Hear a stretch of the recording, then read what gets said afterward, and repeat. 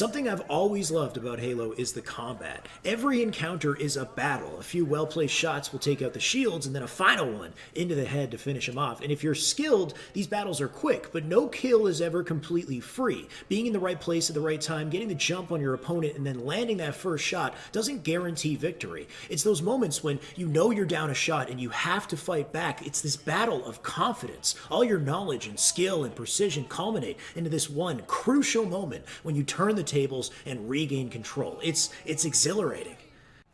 That's huge. 5-kill lead now for them. Chance here. Royal 2 has to hit the shot, and Royal 2! It's his turn to use that snipe. And he hits the double. Oh my God! Are you kidding Royal me? 2, you are a freak! If you take Halo's combat and distill it down to its core elements, you get this fine balance of weapon skill and movement. You can shoot, you can move, you can jump, you can crouch, and yes, of course, there's nades and melee and map geometry that play a huge part, but ultimately the formula is simple to understand, challenging to master. And while that formula worked and still does, Halo 5 is a little different. Its combat is intense and more dynamic than ever before, but it isn't simple to understand. For years, it was disliked. For years, it was misunderstood, both by players and even developers. Halo 5's combat has layers of depth, some that weren't even intended to be there but were later discovered, that turn your strafing, moon-jumping tank of a Spartan into an agile and flexible super soldier. The players moving and trying to traverse around that sniper platform. Goes for the one-on-one engagement with Frosty. They both thrust. Who's going to get the kill? Oh my God! Oh my God! Jesus, he just banks it off the... But whether or not Halo 5 is the right style of Halo is not the point here, because both are great for different reasons. Instead, I'd like this video to serve as an opportunity to reintroduce Halo 5, the competitive settings, so no Spartan charge, no ground pound, and explain each one of its mechanics from the ground up and the unique effects they have on combat. If you're brand new to Halo 5, there is a ton of great information in this video for you, and even if you're an experienced player, I'm confident there's something you'll be able to take away from this. So, let's get into it, the evolution of combat in Halo 5. TJ Top Rockets did manage to get control of the rocket launcher, but has used both of the weapons. Frosty ends the game with a disgusting no-scope. Frosty, you animal! Oh my goodness, Frosty throwing his hand in the air, shaking his head. First, we have the thrust. Enemy's got the ball. Perfect kill! Perfect kill! Perfect kill! By pressing the thrust button, your Spartan launches forward a set distance every single time. You can thrust from the floor, you can also thrust from mid-air. The thrust is completely omnidirectional, so any direction your Spartan is moving, you can thrust in that direction as well. The only real catch is that every time you thrust, you're placed on a cooldown. There's a little red icon on the top of the screen for about 3 to 4 seconds before you can thrust again. So timing your thrust in combat is extremely important. You also can't shoot during the thrust animation. So if you press the trigger during the thrust animation, nothing happens, but you can shoot the instant before you thrust and the instant after you thrust. So understanding that timing, being able to squeeze a shot in right before you thrust, and then being able to shoot the earliest possible shot right after it finishes is very important in being effective and efficient in combat, all stuff you need to think about.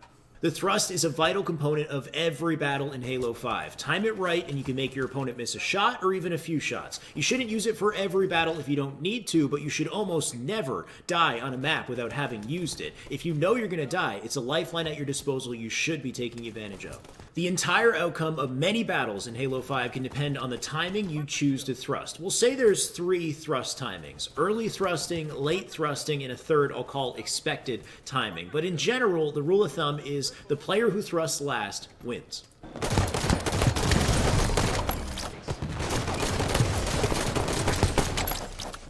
This is because the player thrusting last has the final opportunity for a counterplay. You can think of every thrust as like a small reactionary advantage over your opponent. Only you truly know when you're going to thrust and the direction you're going to choose. So you have this extra layer of mental preparedness going into your follow-up shot after your thrust. But your opponent can thrust as well. So as long as you both have that option available, there's this small amount of unpredictability to the gunfight. But if your opponent burns his thrust first, like right here, I can now thrust knowing full well that his options to escape me are limited. So I can hit my follow-up shots way more confidently than he's going to be able to. So if you want the edge in a fight, you'll have to try to prolong the time it takes until you thrust. And you can do this by taking advantage of Halo's core mechanics, by strafing and crouching effectively, by hitting your shots accurately in that first half of the fight so you can encourage your opponent to thrust first. You can mix up short strafes and long strafes and do an extended walk out left or right, or add a crouch at an unpredictable time. All these things can help ensure that you don't have to burn a thrust. Try not to jump early as well. Remember, the earlier you jump, the earlier you're going to be forced to thrust because your options in the air are limited. You're just a slow moving target. So in situations like this, you may not even need to use your thrust. You can mix up the strafe,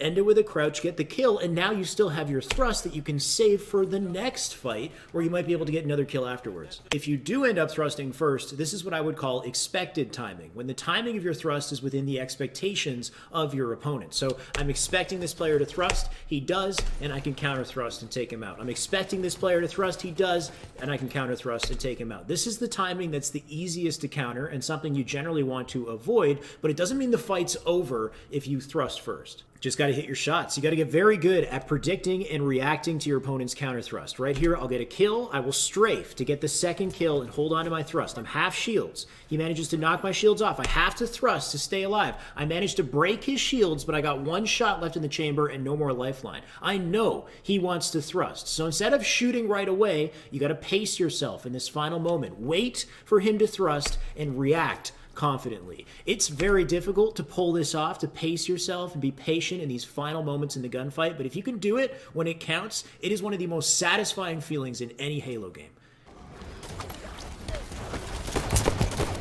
Perfect kill. That's a double. The final thrust timing, early thrusting, is when you purposely thrust earlier than your opponent would expect, using the element of surprise and applying so much pressure in the first half of the battle that it almost doesn't matter if your opponent counter thrusts. So for example, I'm half shields right here, early thrust, even though he countered, I was still able to make that work. Now, early thrusting is super risky, and it basically requires you to have perfect accuracy throughout the entire fight. So you can die a lot for doing this. You don't want to do it often, but the advantage to doing it is that if you pull it off successfully, your next thrust comes back earlier. So you can use that next thrust again for the next situation and continue to apply pressure and kind of speed up the fight. So it can be very useful, and it's most useful if you come into a battle with a lot of speed. So for now, we're going to table that discussion, move on to the next ability, Sprint.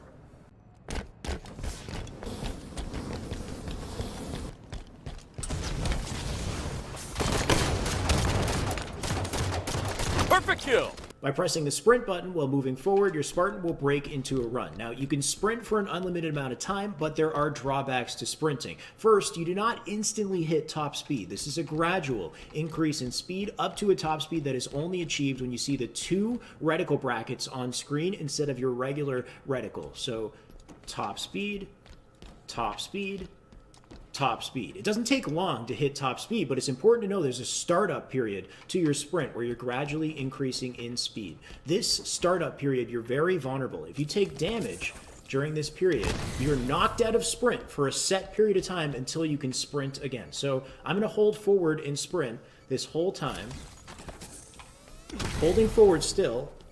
Now I can sprint again. So the game will lock you out of the ability to sprint for a predetermined amount of time if you take damage during the startup of sprint. If you're at full sprint speed, you will continue to sprint forward. You will not be knocked out of it. So it's important to know that. This ensures that if you're getting shot at, you're taking damage. If you try to sprint away, you will be crippled. You will not be allowed to sprint. Your opponent will have to miss shots to allow you to sprint away, which is an important distinction. If you also take damage during the sprint, your shields do not come back. The shield timer is paused, and the shield timer will not restart until you stop sprinting. Now you can see it goes down, so your health will come back. Those things will affect balance in combat, but the biggest change to combat is the time it takes to raise and shoot your weapon out of sprint. This is one of the most unanimously disliked aspects of sprint in Halo. You're locked out of your ability to shoot until your weapon resets to a ready position after you stop sprint. So you have to wait for the weapon to reset into your hands, and of course this is Halo Reach, for example. You can see it with the Magnum as well. You got to be careful about when you stop sprinting, or else you can get caught in a position where you can't shoot at all. You got to wait for your your weapon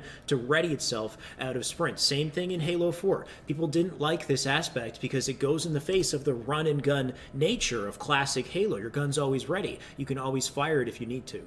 But this is very different in Halo 5. With the Magnum, you can shoot out of sprint instantly. There is no lag between shooting and sprinting with the Magnum. It's instantaneous.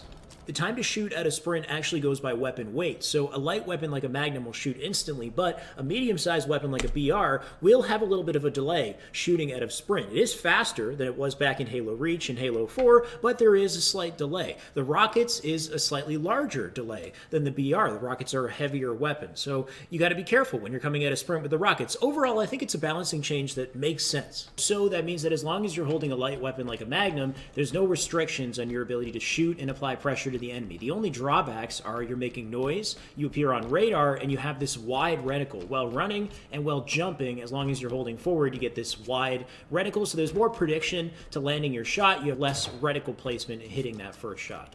So now you could try working this into combat, and you can practice it in Octagon as well. Of course, you don't want to sprint during the actual fight, because if you take shots, you'll be crippled. But the moment you get a kill and in between spawns, activate sprint so that he spawns and you come out of sprint and start firing shots immediately. You're going to want to sprint on a diagonal after you get the kill. So sprint on a diagonal so that he spawns diagonal from you. If you sprint directly into the middle of the map, the player will probably spawn behind you. So it's a combination of sprinting on a diagonal to manipulate spawns, and then having the quick reactions to shoot immediately out of sprint or to jump shoot immediately out of sprint and try to carry some of that momentum forward, make yourself a hard target at the same time. And this works, though most experienced Halo 5 players know that this is not the best way to challenge out of sprint. It's kind of the beginner way to challenge out of sprint. Aggressive combat gets way more interesting when you incorporate a technique only available when sprinting, the slide. Deliver the flag.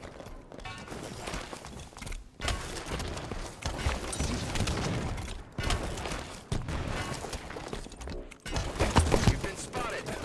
Center of attention. Flag cast. Sliding adds a whole layer of depth to all areas of combat. Now, you can slide by pressing crouch out of sprint. You can slide very early out of sprint, almost immediately after activating sprint and before you hit full sprint speed. Of course, if you wait for full sprint speed and then slide, you get a longer full range slide as opposed to these little slides. Another thing that happens when sliding is your reticle pops back into place immediately, and you have some flexibility with the direction of your slide. You don't have to slide straight forward. You can slide on a diagonal offset from where you're looking. This is huge for sprint challenging. You think of sprint challenging normally, you got a big wide reticle, it's hard to land that first shot. You got to be running at or looking at the guy that you're planning on challenging, because otherwise your reticle is going to be way off. But if you slide instead, you carry sprint speed momentum forward. You've got your reticle placed and ready to shoot. Like, you can be precise and aggressive at the same time, which is incredible. The only real disadvantage is during the slide animation, you can't fire a shot. You gotta wait for the moment the slide finishes to shoot, just like thrusting, but unlike thrusting, this is not a mandatory restriction. If you jump out of slide, you can shoot instantly. So this is why people slide jump instead of sprint jump and then shoot. They slide jump because they get precision with the direction they're sliding. They're flying. They maintain sprint speed momentum, and they can make aggressive plays at the same time. This changes combat dramatically.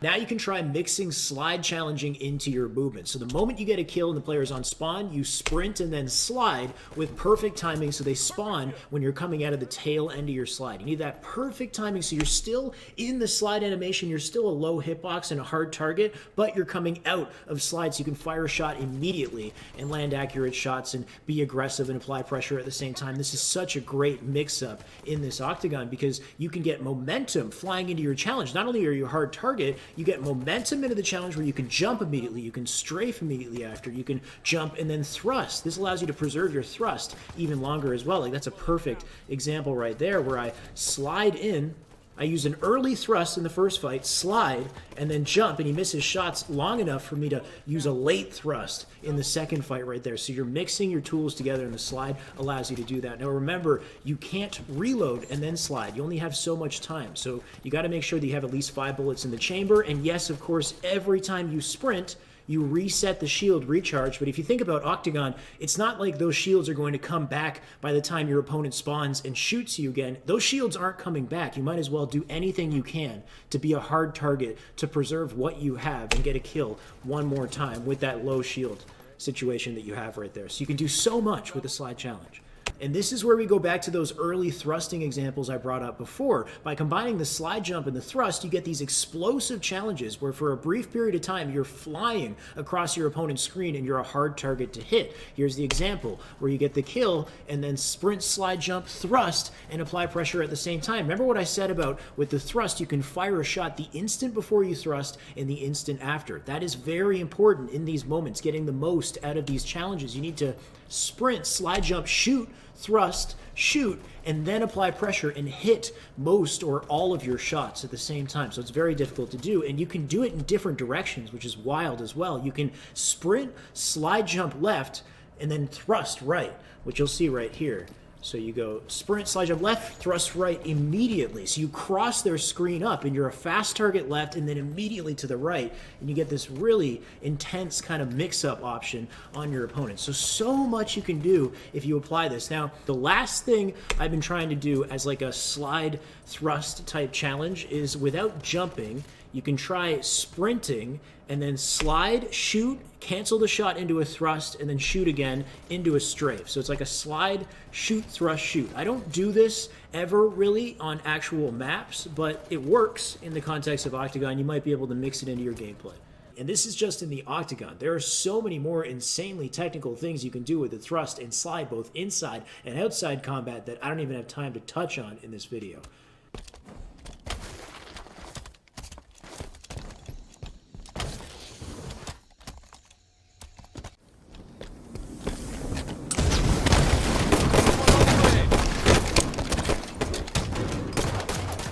Let's keep it going. Next mechanic is the stabilize. Perfect kill. Every bullet counts. That's a double. Defend our carrier.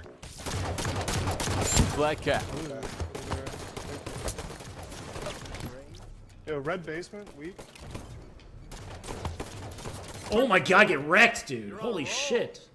That's a double. The stabilize will suspend your Spartan in midair for a set period of time until it runs out and you fall at regular fall speed. So jump, scope in, stabilize, fall gradually, and then fall at regular speed. By default, it's set to auto. So jump and scope in, and it will automatically activate. But most experienced players, myself included, have that turned off for two main reasons. One, because the best stabilize is one that is frame perfectly activated. When you have auto stabilize on, I have it on now for demonstration, if you scope in midair, the stabilize will activate at a set timing every single time. It just so happens that the timing that the stabilize activates is slower than what's possible if you turn auto stabilize off. So if I turn it off, and now I have control of the moment that I stabilize, I can frame perfectly stabilize the instant that I scope in, meaning I can go higher with my stabilize and I can activate it faster so I can use it more effectively. And that's important, having it off so you can frame perfectly activate it. Also, the second reason, you get the flexibility to do it whenever you want. You can scope into midair and not worry about having your momentum interrupted by an accidental stabilize. You choose the opportunity you want to stabilize. And you have flexibility with it. You can stabilize out of standard movement. You can sprint, slide jump, stabilize. You can thrust, slide jump, stabilize. You can do a lot with the stabilize. And of course, something else that's really effective with the stabilize is crouching, Gandhi hopping in midair. It affects your ability to fly at the same altitude. So you'll notice you stabilize, you gradually fall. If you mash the crouch, you maintain altitude at the top, the highest point.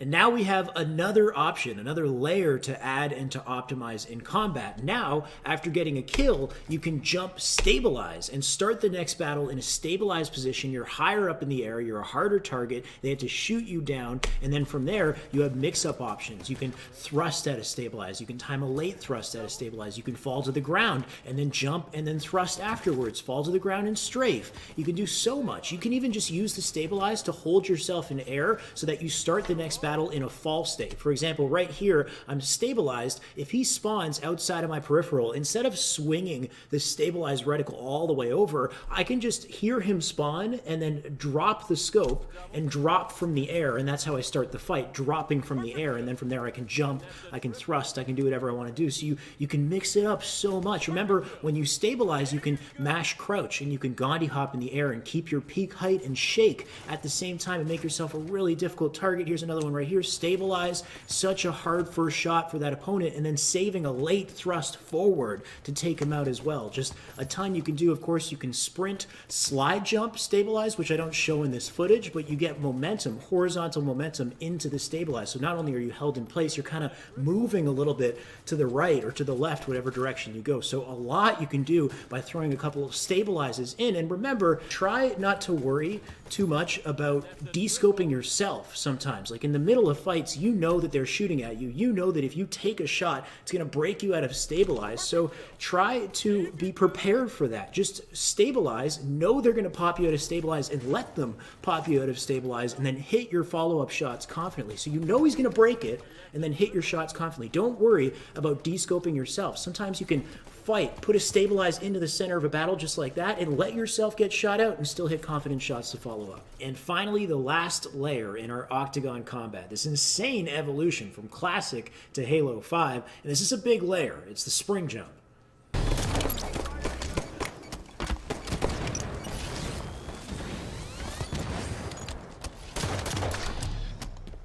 Flag carrier. Have the flag. Find our flag. They spotted you. Our flag's back at base. The spring jump is a higher altitude jump and a one-frame move. You have one frame to pull this off consistently. Jump, land on the floor in crouch, release crouch, followed by jump within one frame to land this technique. And it's very difficult to get consistent, very easy to miss. Very few players can hit this consistently and land accurate shots at the same time. Very difficult to think about shooting accurately and hitting a one-frame move at the same time. And that's not all you have to do. It works perfectly with the other mechanics. You can spring stabilize and land shots. You can spring thrust, and when you spring thrust, you get this crazy high jump that if you combine with a stabilize, you get one of the highest jumps in the game right off of a standstill, which is incredible for map traversal and for pressure. The entire game changes fundamentally when you know how to incorporate a spring jump, both inside and outside of combat. It's incredible.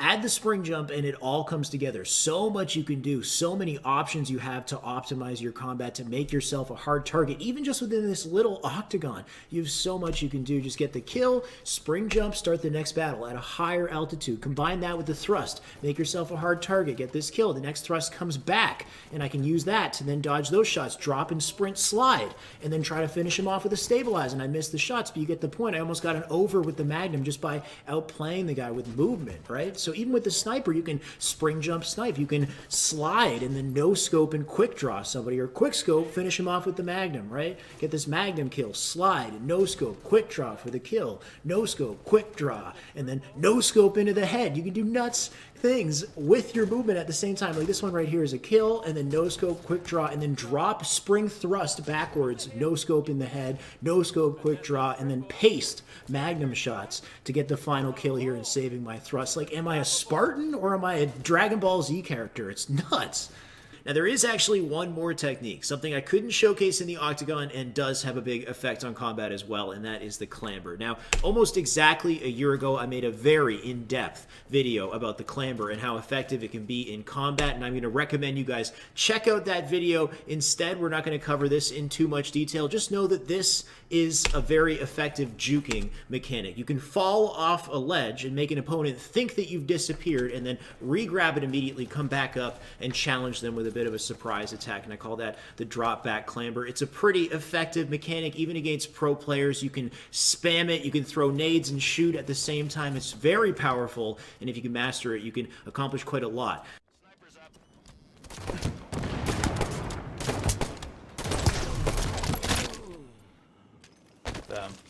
So, like I said in the beginning of the video, Halo 5 is not very easy to understand. In fact, I'm not surprised it was misunderstood. Because sure, you can take its mechanics and you can sprint and thrust around maps and just have a good time with it, not really think too much about it. Or maybe you think they're silly gimmicks. Maybe you think they're just added to the game to make it easier and more accessible for a broader audience. Like sure, you can thrust away from a nade or away from combat to stay alive. And honestly, that was probably 343's original intention. They probably just added these mechanics to make the game more accessible to a broader audience. But turns out when you actually grind this game and try to optimize the mechanics and push your limits as a player, crazy things happen. You realize that all these abilities link together in beautiful, seamless ways. It creates this level of control and intensity that not many shooters can match. And it's not just about whether or not you can execute all these moves really quickly all the time, because you shouldn't be. It's about understanding how and when to use them and predicting your opponents and nailing your shots at the same time. Man, I'd venture to say this is one of the most technical FPS games on the market today. When it all comes together,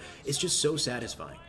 Anyway, long video today, guys. I'm sorry for the brief hiatus as well with the content. This video was a bit of a project. I think I had an original kind of like message that I wanted to send here, while at the same time I wanted to introduce each ability in Halo 5 from definition all the way to explanation on how they work at the highest level of play, and somehow condense it all into one video. But it ended up being like my Halo 5 swan song and the huge instructional video at the same time.